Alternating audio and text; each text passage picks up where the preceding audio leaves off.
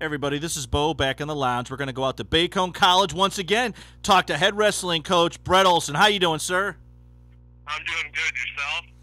Awesome, coach. Coach, you had a chance to follow the wrestling at Fargo for the high schoolers. What were some of the things that you pointed out or saw that you really liked about some of those athletes coming into that program?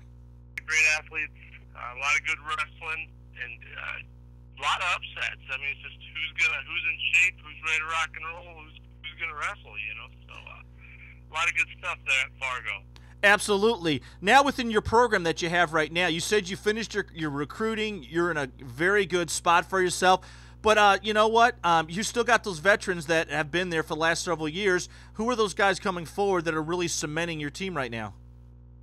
Right now, I'd have definitely say Jeremy Colbert, Division I transfer, and Mark Burkhart, who's a Division II transfer.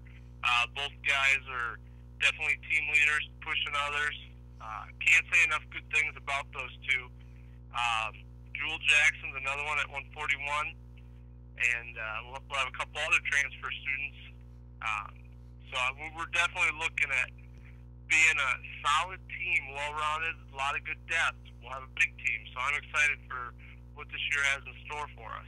Well, Coach, you've mentioned some big upsets, and it's even happening at the football ranks where D1 athletes are opting out to go to smaller schools, not because things are easier, it's just the community that they're going to be part of is heck of a lot different than the community of a D1. And for those students, they're able to capitalize on actually participating immediately and having a level of enjoyment that you really don't have in the much bigger programs.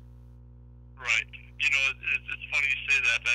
I got a couple kids that are definitely Division I recruits. Actually, one a Michigan boy, Caleb Brown from Hesperia, Michigan. He's one that recruits heavily Division I. A lot of people say he has no business in the NAI. Somehow I got him, and it's just one of those things that he didn't want the bright lights and the big school. He just wanted something small where he could feel part of something, and fortunate for me, he chose Bacone. And there's a lot of kids. I got a lot of state champs that probably should be in Division I room. However, they wanted to, feel like they were part of something, have the opportunity to wrestle right away as a freshman, as opposed to maybe their, redshirt senior year to wrestle. So it works out good for everybody, I believe.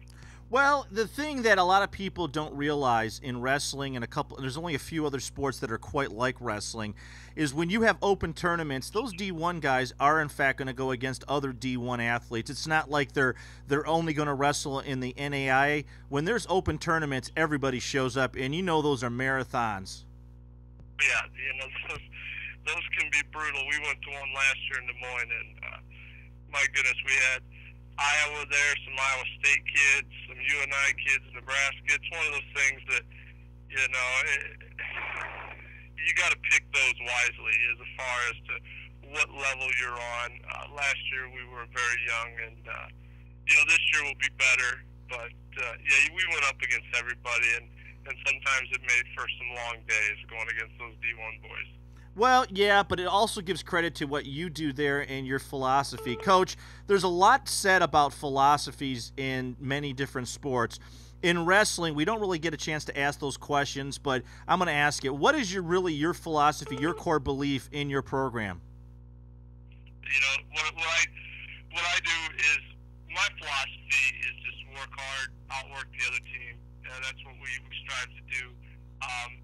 As a coach, I don't care what they're doing down the street. I don't care what the junior colleges, the other NAIA schools. I don't care what they're doing. I don't care what the coaches think. I have my way set in stone. We're going to work hard, push others, and be the best that we can be. Guys are buying into that system. They're buying into what we're doing, and a lot of good things are happening because of it. So I'm really looking forward to this year. We're going to have, like I said, we're going to have close to 50-some kids. That's a big roster. What we can do. Is that a football team or a wrestling squad? I can't figure it out. It's pretty big. Yeah, I haven't decided yet. We might make a football team with that, but we're going to stick with the wrestling team for right now. So we'll see what we can do with 50 guys. Now, Coach, I think the one other thing that is changing in the framework of wrestling is it hasn't affected the D1s yet. We spoke to a lot of D1 coaches the last couple months, and they're not seeing the support from the alumni or from the faculty. However, in the lower ranks from 1AA down to NAIA, it seems like the wave or the growth of wrestling has finally caught on. There's been a lot of programs that have added wrestling to their varsity sports. Yeah, it's one of those things that it's still not growing the way that I would like to see it grow. You got to keep in mind, for every sport, for every school that adds wrestling, another one's dropping it. So definitely NWCA, everybody, they just need to kind of rally together and can help the sport evolve. The NAI is a very tough wrestling division. It's good that we're starting to get respect around the wrestling community. I think a big part of that, in my opinion, is because of the UFC. The whole UFC buzz, and kids are seeing that. And you look at the dominant figures in that, and they're, for the most part, they're wrestlers. And it's helping our sport, and it's just doing a lot of good things. And a lot of administration, they're looking at it and saying, let's add college wrestling. It's a relatively cheap sport to start up, so I'm all for it. The more the merrier. The one thing too that comes to mind is you've got the Jason Remstatters. You've got Ricardo Lamas, who's out of Elmhurst. These are all small schools, but these are coaches that actually are mixed martial artists as well. They actually are both winners, and it brings more visibility to the fact of wrestling programs. The hardest and best, trained individuals are wrestlers. I don't think there's a sport out there that trains as hard as American-style wrestling. You do have swimmers that jump in the pool at 5 a.m., which my hat goes off to them because I couldn't do that. But outside of just cardiovascular work and training and cross-training, it's got to be the wrestlers by far. Yeah, wrestling, it's one of those things that wrestling, it's not just, September to March season. Yes, wrestling is a year-round sport.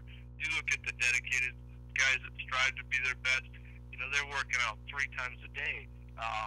Morning runs, lifts, afternoon practice, technique drill session, or possibly even some more sprints at night. You look at those guys, it just consumes their life. Our guys do a great job working hard,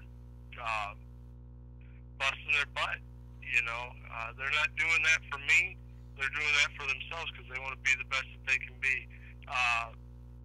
It wasn't that long ago when I was doing it too. So, I remember all the sacrifices that are made and all that goes into being a college wrestler, an athlete at that part. But, it's definitely a challenge, and hats off to all the young men that are wrestling in college. Absolutely. Coach, I want to say thanks for showing up and being so tough. We're going to ask if we can give you another call again another month and sort of keep track of you as you get ready for your season.